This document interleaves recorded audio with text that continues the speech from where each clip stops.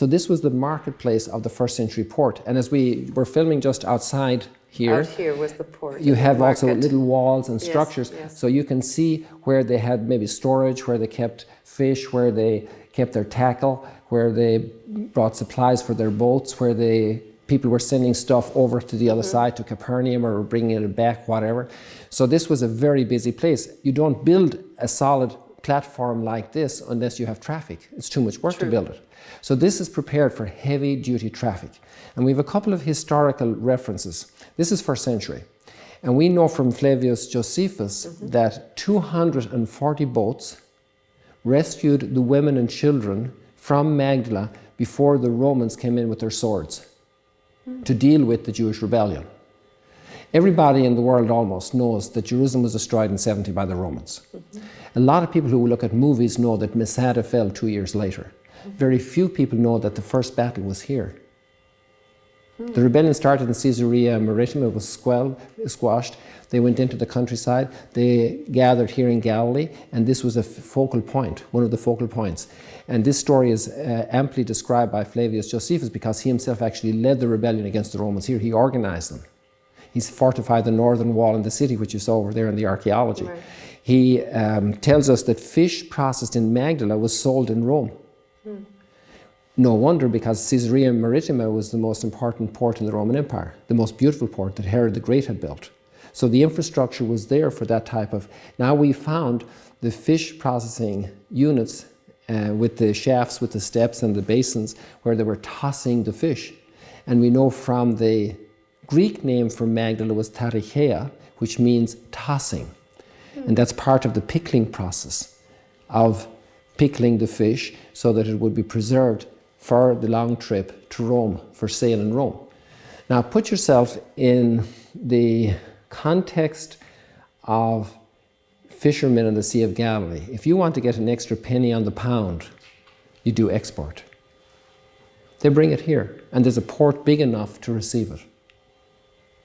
And then they take it and bring it over to these pickling units. And there we have 10 of them. That's an industrial process. It's like a factory, and it's exported. A couple of days walk boxed to. in salt, wouldn't it? Probably, yeah. They'd be well pickled first. So the port was Caesarea, and you can see that evidence there as well. Well, it's only a couple of days from here to with mules to go to Caesarea.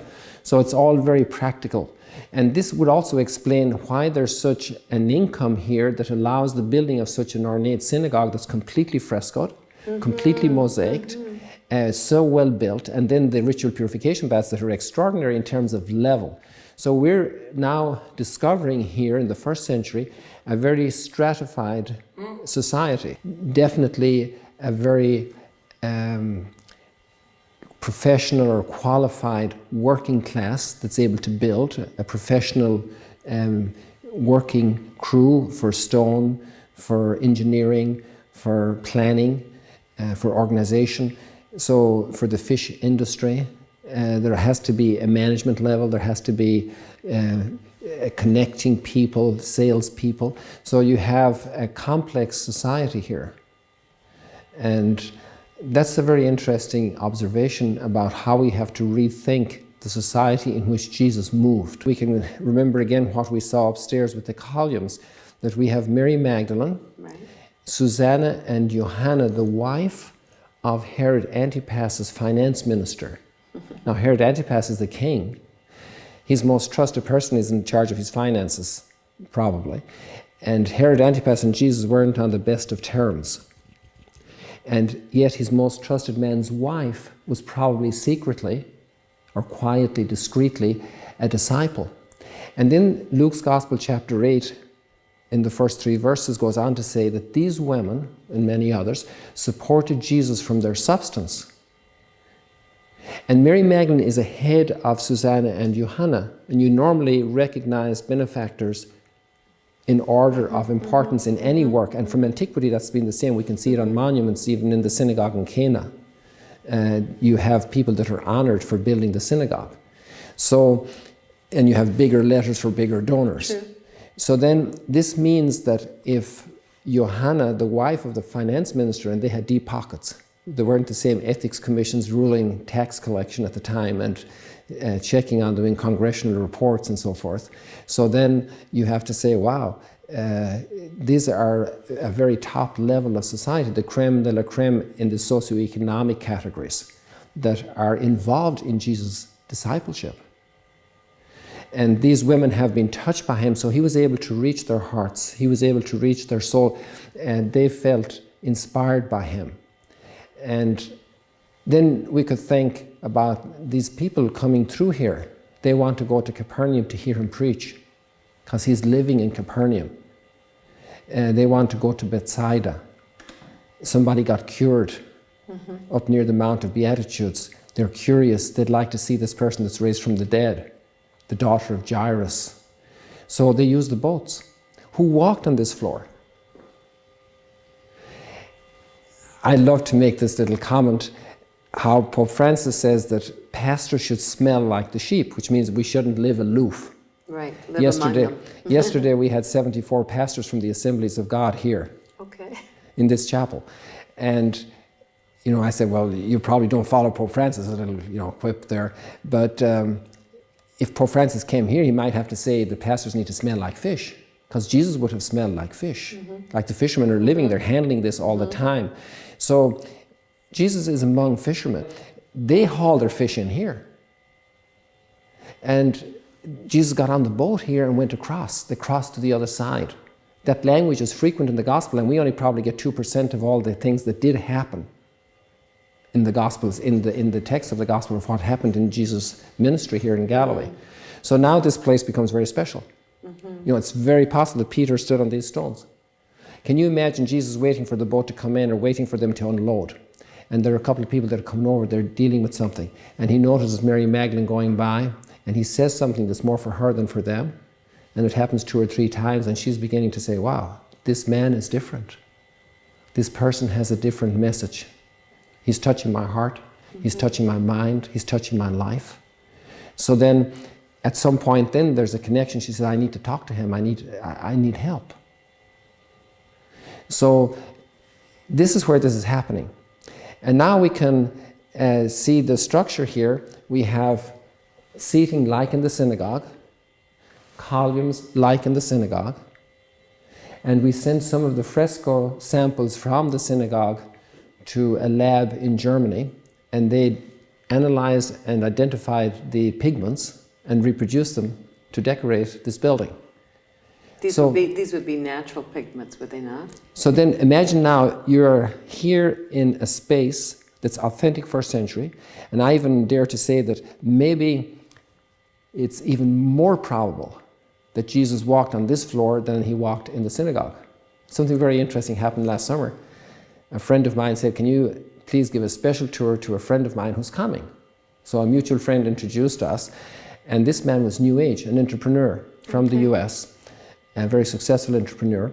And when he was totally imbued with New Age thinking, when he came here and he understood this space, he took off his shoes, then he took off his socks, and he spent 10 minutes walking here.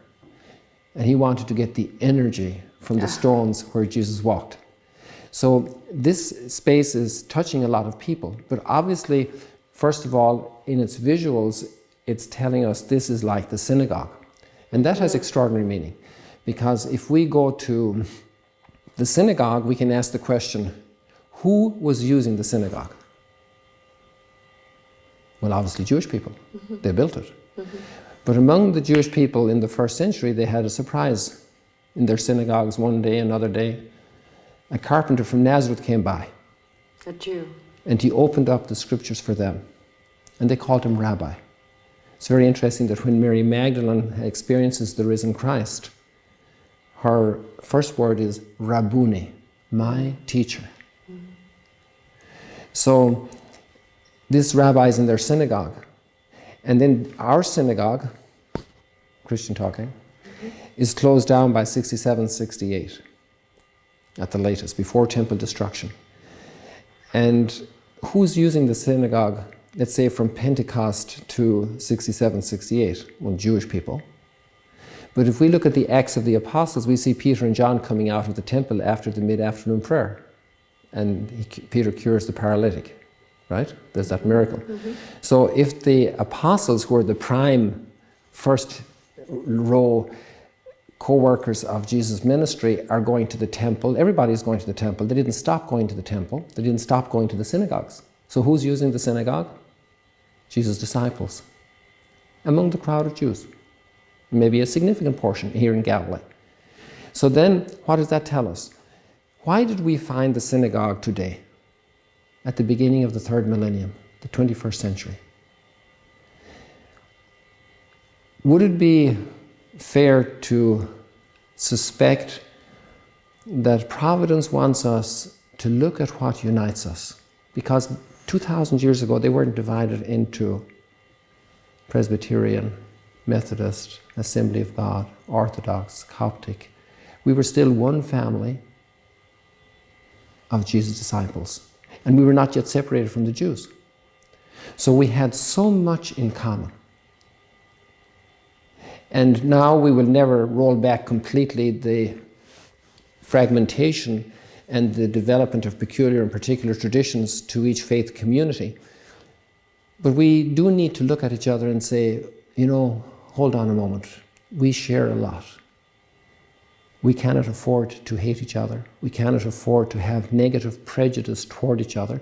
We need to discover why each community is doing this, what lies behind it, what's the significance, what's the intention, what are we pursuing? Are we on an ego trip? Just our understanding? Are we able to embrace the whole of the body? Are we able to open our hearts for the complete working of Christ in his body, in the church, in the world, in our time? So I think this discovery has been a great gift for us at this time. Please share this video, and on YouTube, click the button below to become a subscriber.